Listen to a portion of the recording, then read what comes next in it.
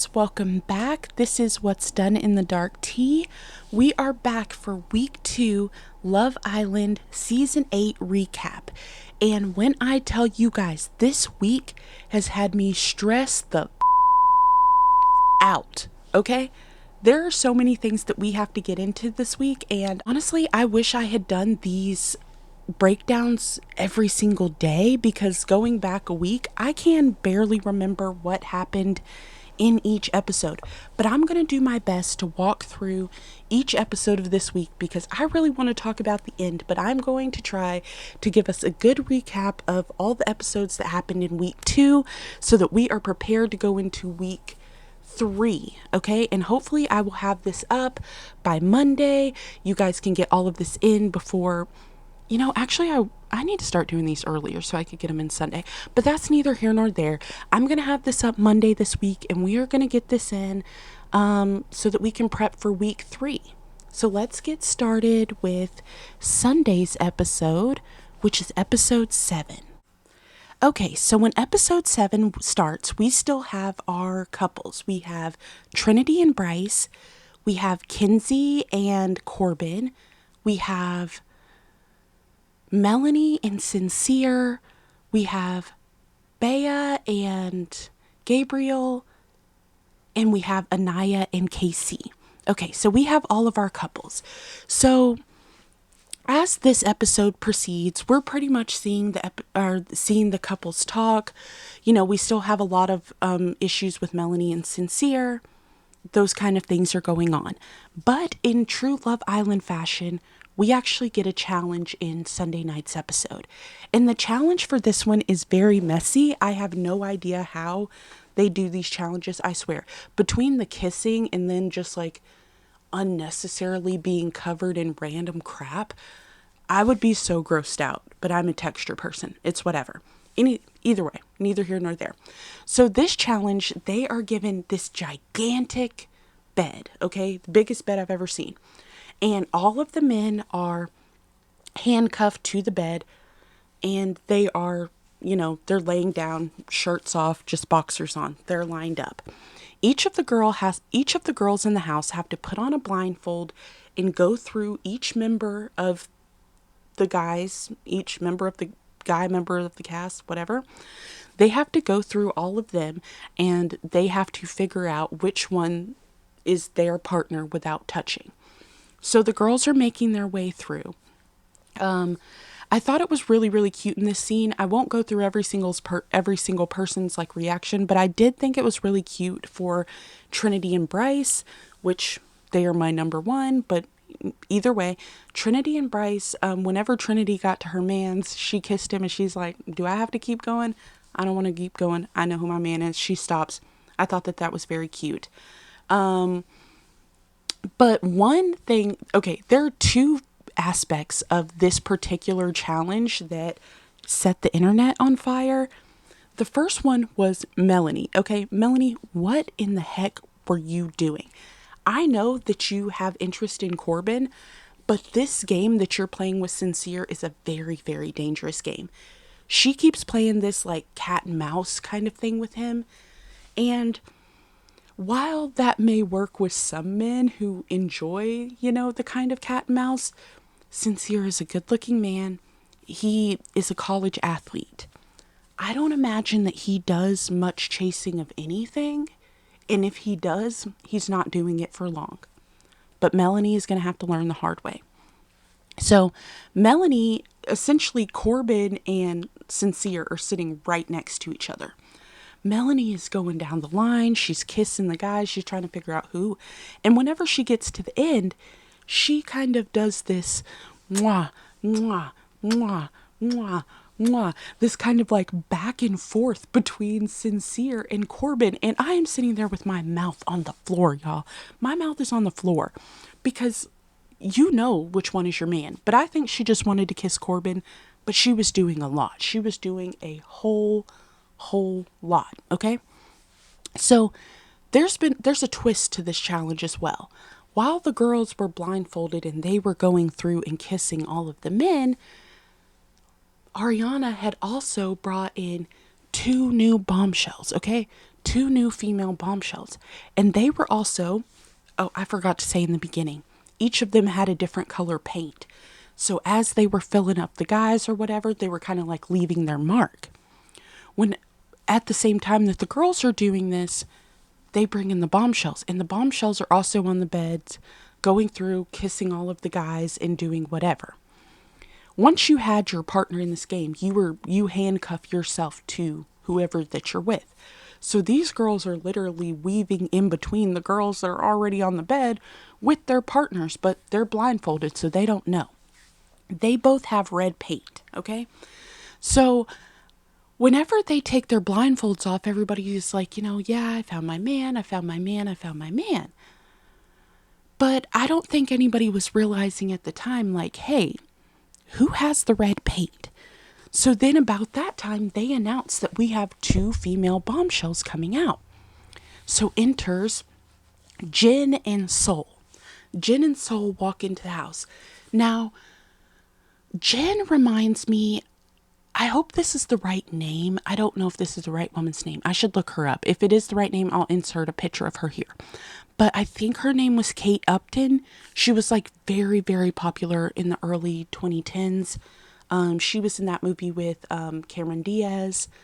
The other woman, she was a huge supermodel back at that time. I was about to say back in the day.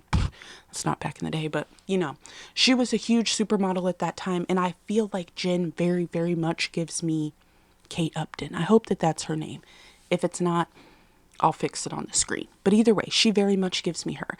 And then Soul comes in. She looks like a young Halle Berry. She is stacked. She is gorgeous. Her eyes, there's something about her. She's giving Siren out of the sea. There's just something about her. She walks in. All the men are going crazy. All the women are looking sick. If I was there, I would have been looking sick because either way. So then, not only back to Melanie, because Melanie is carrying this season on her back, okay? She is literally carrying this season. So Melanie, and that's not saying that she's like my favorite or anything, but she is definitely the most entertaining. That's why I do not want her to go home.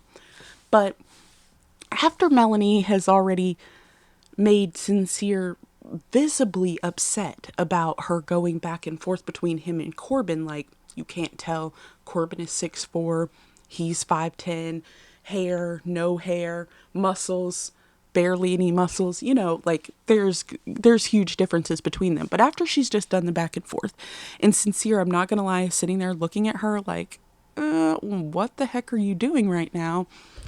They announced that the new bombshell, Caleb, is coming out as well. Now, when Caleb comes out, all the girls are, they're excited. They're happy, but they're happy because, hey, there's a bombshell that's coming in. He looks good. But also they're happy for Kinsey. But the way that Melanie acted up in this scene, like when I tell you, Melanie was acting so crazy. Every time I say that, I immediately think of the game, like Melanie Med School. But either way, the way that she was acting when Caleb came out, you would have thought that she had never seen a man in her life. You would have thought that that man was carrying, I don't know, you would have thought that he was carrying around 50 free Birkin bags, the way that this girl was. She was geeking out. She was damn near about to do backflips on that bed. She was screaming uncontrollably. And the whole time you just see Sincere like deadpan. He's just like looking like sick. And the whole time I'm watching this go down, I'm just thinking, Melanie girl, you do not know what you're doing right now. You are playing a dangerous game. So fast forward, they go into the house, and now everybody is having their opportunities to get to know the new bombshells. The bombshells are, they're obviously feeling like things are a little tense, that most couples in the house are closed off. But you know who is open for conversations? Sincere. Sincere pulls Soul, and they have conversation after conversation. And those conversations lead to kiss after kiss. And when I tell you, these aren't just like, kiss. This is the most passion that I feel like I've seen Sincere have since he's been in the villa. So him and Soul, they're kissing it up, they're going about it. And Melanie is Melanie is running around that villa wreaking havoc on anybody who will listen to what she has going on at this point. And also during that same, I believe that that's during that same episode, Gabriel, Mr. Freaked Out himself, goes back and forth between Soul and Jen, all while still being with Beatrice, and has full-on makeout sessions with both of them. Now, one really funny part was like, when Soul kissed him, she was immediately like, she had this look on her face of like, yuck. She said that she could taste that man's pheromones, and I almost fell out on the floor because I bet you can. The way that he has his tongue so far down every woman in that villa's throat, I bet you can't taste his pheromones. Yeah. I thought that was very funny. But then he gets with Jen, and, we do see him and Jen. They're kissing, they're having conversations, and it seems that they're a pretty good match. It really does seem that, they could hit it off. And then, of course, we have Kinsey, who is building her connection with Corbin, but also it seems like everybody knows that Caleb, that has just came in, is Kinsey's type. Kinsey knows that too. And when him and Kinsey are talking, they kiss. And they're having, I don't know what it is about Kinsey, but I feel like I like her, but her conversations do tend to be a little surface level. They seem a little surface, and they always kind of go to sex. I see a lot of people online say that, Corbin doesn't have any conversation, but I don't really think Kinsey does either. I haven't had, or maybe it's just the editing, but I haven't seen where Kinsey has really had any conversations of depth. Maybe she is, maybe they are, and we're just not seeing it, but production, they're not really giving us anything from Kinsey except for that she's pretty, she can do a split, she's got a roster, and she's freaked out. They could give us a little bit more Kinsey background because it would be nice to see. So back to Gabriel. Gabriel is kissing everyone in the house as usual. And Beatrice, this is the first episode. Beatrice. This is the first episode where I've actually seen her, her confidence kind of waver a little bit. I know that we've had the episode where, her and Melanie talked and she expressed, her insecurities. But this is the first time that I think that I had ever been able to see it, and not that she was insecure in herself, but I think that Gabe kissing the other girls was the first time I saw her a little shaky in the villa, and I didn't like that because I like Beatrice and I think that she is a badass, and I hate that she felt that way. But as I said before, I just think that Gabe is a little bit of a flirt. Also, we get a conversation between Zach and Jen.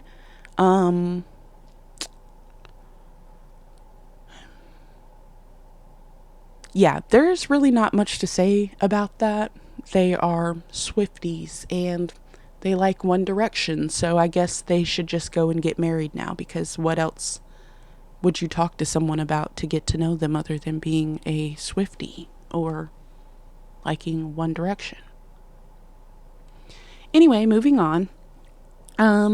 So then at the end of Sunday night's episode, now Love Island had me and the rest of the USA crashing out because why were we not able to vote? They gave us the opportunity to vote for who the new Bombshell should be partnered up with. We have Soul, we have Caleb, we have Jen, and they can pick between any of the Islanders. My personal vote was, I voted Soul with Sincere, I voted Jen with Gabe, and I voted Kinsey with Caleb. Now, whether or not I will regret my vote is to be seen. We will talk about that later, but ultimately, That was my 3. I was trying to lock in, but Love Island wasn't letting me be great.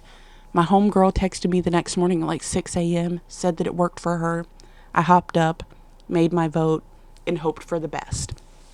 And I didn't know how that was going to work for Tuesday night, but luckily Love Island did their little doop-de-doop, and I actually think I mixed a lot of Monday night with Sunday night. Yeah, I think I kind of mixed Monday and Sunday together. Okay, so I'm going to have to just do this based off of memory because I can't remember what episode goes with what, and I think I am mixing them together. I swear I will take notes this week. I was slacking last week. Okay, so let's just kind of talk about the elephant in the room, okay? So I think that production is the elephant in the room this season. And I don't know if it's like the mask is slipping, they're doing a crappier job, or if we're just all more aware now of the games that production has played ever since we came off of season 7. And we got to hear from Shelly, who talked about her experience. Olandria, who talked about her experience. Shout out Olandria. I love her. Ola dolls. We got to hear from Ace. We got to hear from Taylor. We just got to kind of see how production really played a part in playing into our emotions. And I think that this season, they're definitely doing that again. There's a couple things that make me believe that to be so. For one, when the bombshells come in, and there's a conversation, Zach essentially says, hey, I'm into Kata, and I'm essentially like closed off. And it was like, as soon as he said closed off, it was like there was this weird shift. And it was like, after that, I don't know if it was him backtracking how he felt or what the case was, but after that, it was like, explore, explore, explore, explore. We got to explore. We got to be open. We got to explore. We got to be open. Dora the Explorer, explore, explore, explore. And it's like, okay, it's fine to explore, but why did you say that you were closed off then? I feel like that's your fault. Why did you say that you were closed off in week 1, week 2?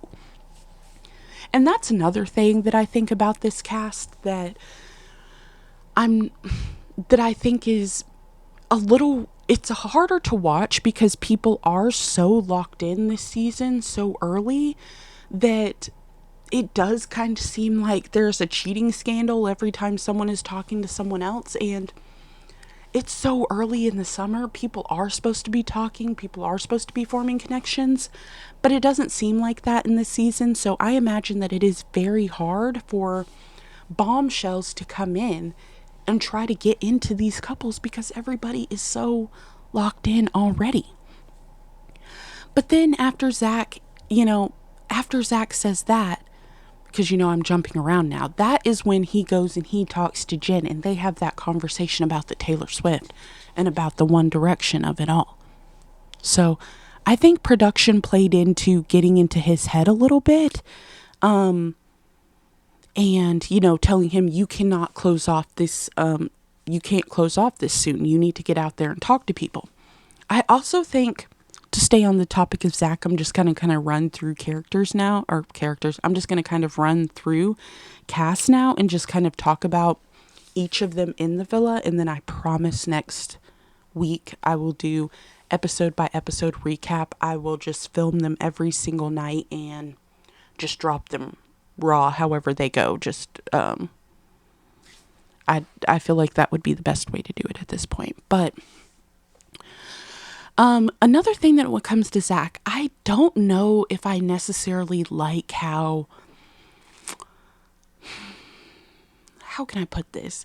There are some things that he does with Kata that I feel like is kind of red flag. Like whenever he gets mad at Kata, like the way that he would kind of throw that temper tantrum and not talk to her. And all of it was kind of based off of stuff that he did. She never said that they were closed off. So his reaction to him being scared by his feelings was just a little weird to me. And I didn't like how he was kind of treating Kata for something that he did. Like she kissed in the challenge. She's not kissing outside the challenge. And that's another thing. In all the other seasons that I watched, when you were in a couple, you weren't just going around the house kissing people outside of challenges. Last season, Nick and Olandria used to make sure that they found their way to each other every single challenge so that they could make out. But when they were not with their partners, or when they were with their partners like outside of the challenge, they weren't finding each other and making out. Even though I wish they would have, because I'm a Nicolandrian, but even if, even though they had interest in each other, that wasn't something that they were doing. And I know that there was a lot of factors in why they weren't doing that, but I just think that this season it's just weird to just be kissing everybody. There's a lot of kissing. I'm just not with the kissing. But either way, another thing about Zach that I haven't been too fond of is his reactions to Trinity and Bryce. Now, as I said before, Trinity and Bryce are my couple this season. They are my favorite couple. Trinity and Bryce, Casey and Anaya, those are my couples this season. But I don't know if, again, I think this is a production thing. I am not seeing what Zach is seeing to make him feel like there is no connection between Trinity and Bryce. What I am seeing is they just have the most mature relationship on the show. I saw somebody on TikTok say that this is a low cortisol relationship, and I agree. I'm not stressed out about this couple, but I did start to get, slightly pissed when Zach started planting all this doubt in Bryce's head. Trinity, from what I've seen, has given no indications that she does not like Bryce. From everything that I've seen, she has said she likes Bryce and she just wants him to be more affectionate. It seems like she likes him more every day. But he has these conversations, Bryce has these conversations with Zach, and it's like after he talks to Zach, he's just not sure that Trinity likes him. And I just don't feel like Trinity has ever gave any reason to think that she didn't like him. I don't know why Zach would do that. I don't know if it's like I don't know if there's like some weird connection between him and Bryce where he doesn't like Trinity for Bryce, or maybe he wants Trinity for himself. I'm not exactly sure, because I did see something that said that they thought Trinity was his type. I don't know if it was like a family member or something. They said that they thought Trinity was his type. So I don't know if maybe he likes Trinity, but I definitely don't like how he is playing that situation. I also don't like how gullible Bryce is in the situation, because it's like, you're 29, use your own mind. But again, I think some of it is Zach, and I think some of it is production. And I think that because they are a stable couple, production essentially told Bryce that he needs to get out there and explore. And that leads to him pulling Zach for a conversation and saying that he is ultimately interested in pulling Kata for a chat. When I first saw this, I was like, why? Because she's already rejected you? Do you have like a humiliation kink? Like, what is going on here? But then the more that I thought about it, and the more I thought about how production plays into the seasons, I really think that, production pushed Bryce to speak to other people, and I think he hadn't had much conversation for other people. So I think he pulled someone that he knew he wasn't going to have much chance of it being something, so that he could get back to Trinity. I'm holding firm that I think that him and Trinity are good. Now, if Bryce disappoints me, he can go home.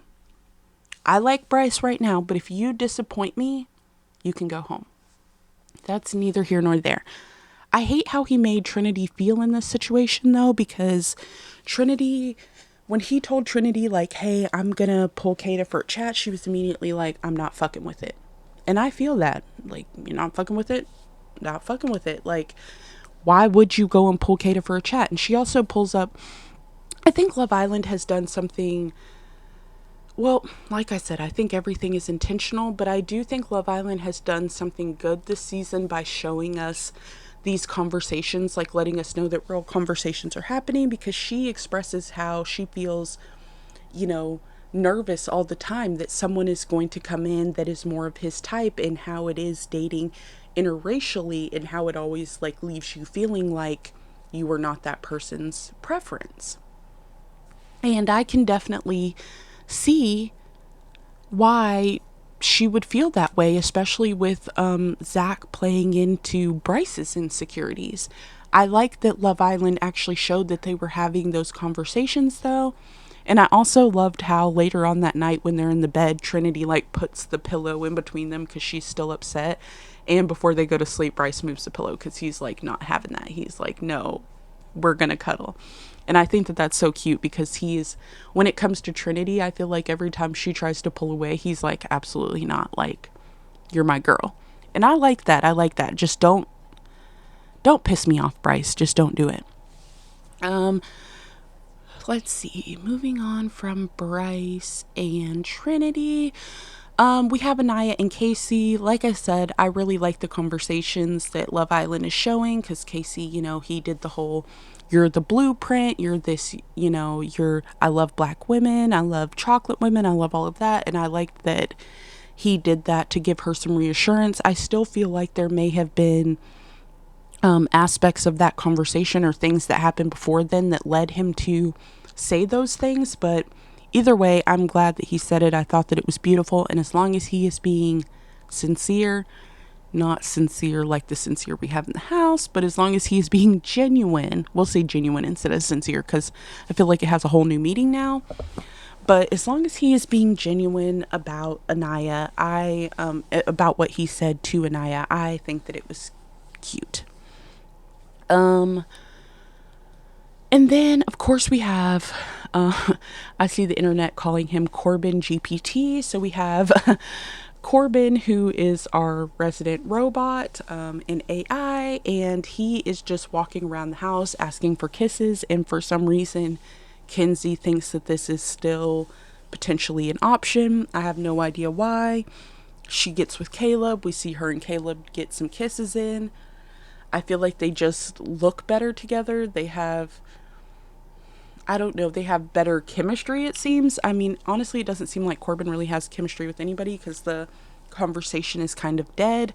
But I will say that Caleb and Kenzie seem to be doing a little bit better. Then let's get to the end of the challenge or end of the week episodes. So that we can get ready for week 3, okay? So the ending episodes were crazy because we have had a spiraling Melanie since the season started. She's getting compared to Huda a lot in the season because of her emotional regulation. I won't say that she is a Huda. I don't think that there's another Huda. I'm not even going to speak on Huda because I know how y'all like to do on the internet. I have no issues with Huda. I'm not a Huda hater. Don't come over here in my comments. I'm not a Huda hater. I'm not saying that. She did some things that I think were questionable, but I don't hate anybody. It's a TV show. I don't hate anyone. But Melanie has been on this spiral all week, and I think that the reason that I am not judging Melanie as harshly as some other people is because I feel like this is a lot sincere. I feel like if he was not lying and playing between both people, I think that there wouldn't be a reason for Melanie to be crashing out his heart. I think that she handled this very well. I feel like she was mature. There were certain parts where she did stuff that wasn't mature, like, I got my man back. She did all of that, which I don't think was very mature of her. But I do think that there was a lot of times where, she said, like, I've got to let them talk. I've got to do this. I've got to do that. And I respected that. What I did not respect is Sincere going back and forth between the two ladies. But honestly, I think that he likes that. There are just certain guys that they like the attention. Even if they get a lot of attention, it's not enough. And if they have a girl that, is acting crazy over them, they think that that's okay. And I think that he is one of those girls. I think that he gets off a little bit on Melanie acting crazy. I think that I don't know what it is about Soul. I think that they are cutting a lot of what is going on between Soul, Melanie, and Sincere because something about it is just not adding up. And whenever they, in the last episode, they do this pie challenge, which you pretty much have to say, all the girls vote on which guy would do this, all the guys vote on which girl would do this. And whenever they do, apparently, they pie Soul many times, and you see her in the show. She gets visibly upset about it, but they only show us 2 times that she got pied. Bea is in the confessional saying that a lot of those pies should have went to Melanie and they did not. And I think that in a way, Sincere was trying to kind of pacify Melanie in that time. And, you know, I don't know why they kept pieing Soul. I feel like they're cutting some stuff out because, like, what we haven't even seen Soul and Melanie have a conversation, and yes, they're fighting over Sincere, but he's either playing some very, very master manipulative game or they're just cutting everything out and we're not getting to see it. But I did feel very, very bad for Soul in this situation because it did seem like she was getting targeted by a lot of those questions, especially like which one is not a girl's girl and everything. How the hell can she be not a girl's girl? She just got there and she's a bombshell. She's doing exactly what she's supposed to do. I've only seen her have conversations with one person because everybody is closed off. So saying that she's not a girl's girl does not make sense to me, and I don't know what was going on with those pies. And production could have kept all those long ass speeches and let us see who was getting the pies. It was stupid. But either way,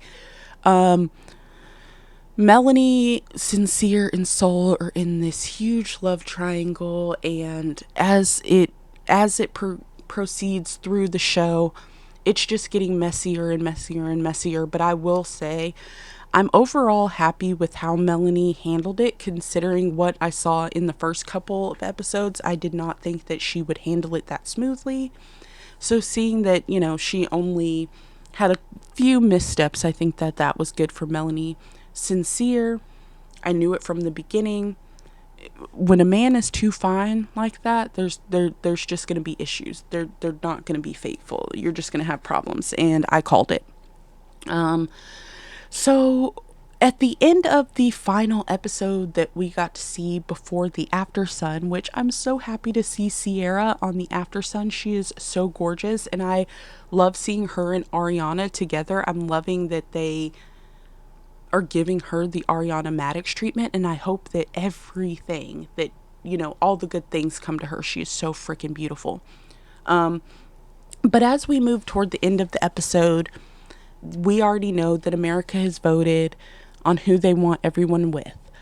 And whoever doesn't get picked, they will be single and vulnerable. So at the time America's votes are revealed, we get Kenzie with Caleb, leaving Corbin single. We get Gabe with Jen, leaving Bea single. And we get Sincere with Soul, leaving Melanie single.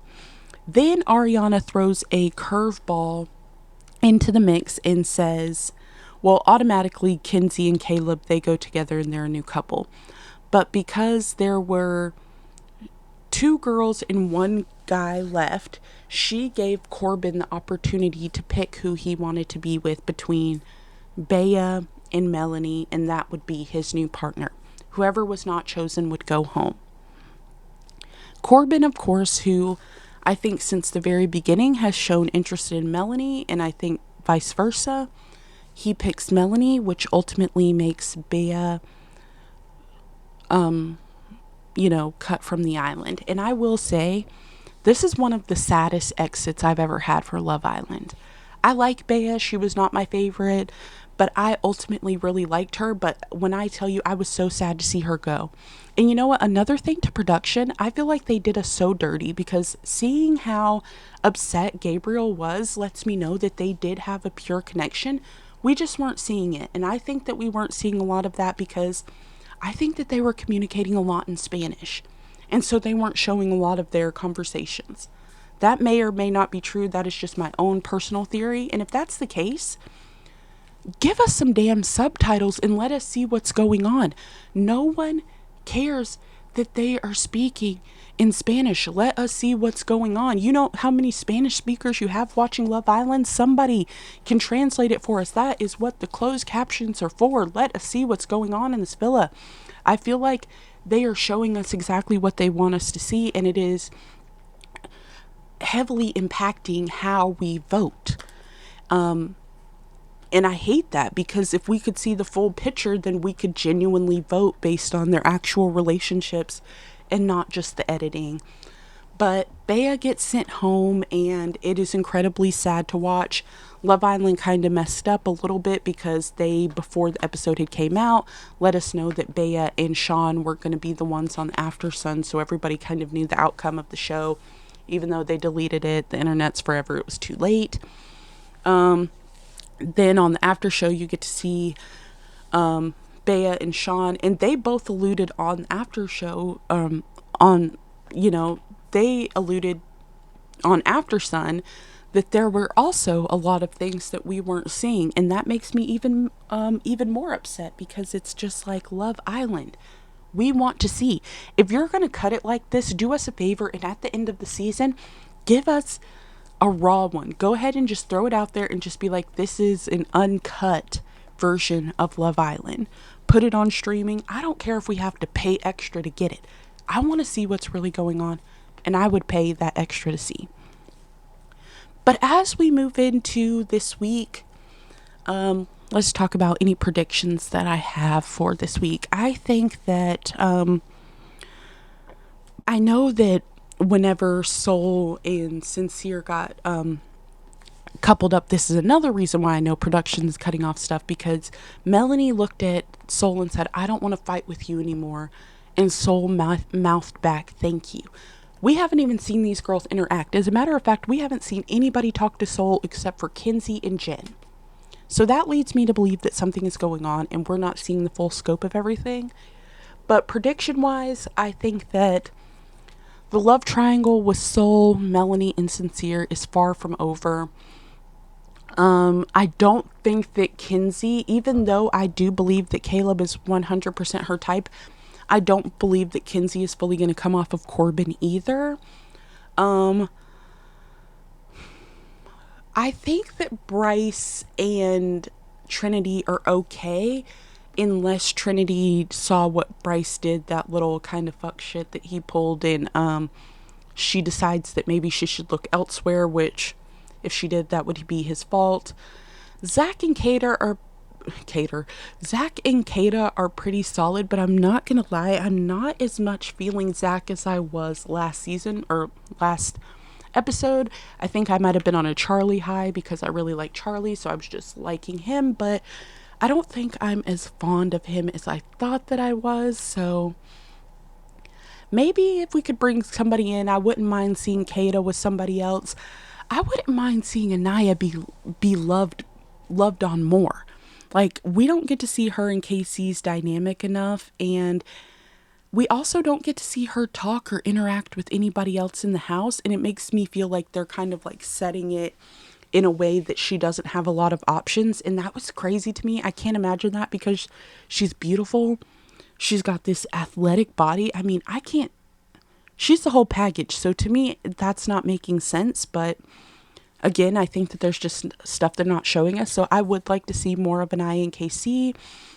I definitely think that they're going to start bringing in the way that they brought in Jen. I think that was to test Bryce's connection, and that didn't really pan out well, which is why the whole Nick of it all came in, and then they were the whole Zach of it all came in, and they were trying to kind of get in between him and Trinity, like try to make him explore. So I do think that they're going to start bringing in people that are people's types to try to shake things up. I think that they're going to try to bring in somebody to shake KC away from Anaya. I also think that they're going to bring in somebody to try to shake Trinity away from Bryce. I would like to see Kata with somebody else. And I think that Kinsey, Corbin, Caleb, Soul, Melanie, sincere. I think that those are all still plots that we're going to be working through actively. So, yeah, that's my recap of season 2 of Love Island season 8, week 2. Woo, that hurt my brain. I don't even know why. That is my recap of Love Island season 8, week 2. I promise that this coming week I am going to have my handy dandy notebook and I am going to record these in real time so that I can get these out quicker to you. I just think that doing a full week recap it's hard. It's already passed. I feel like we got to talk about it in the moment. So I'm going to try to break these up, and yeah, I will be back next week, and hopefully if everything shakes out, you will be getting these episodes daily, or at least maybe I can do like a, yeah, I'm going to try to do them after the episodes happen. If not, then I'm going to try to do like a release maybe Wednesdays and then do another one Saturday maybe, not this Saturday, but maybe, you know what, never mind, I'm thinking out loud on this live, or on this video, and that is unnecessary. So this has been my recap of Love Island season 8, week 2. I hope that you'll come back next week and we can talk about it some more. Let me know what your predictions for this week are, and I look forward to talking to you then. Bye.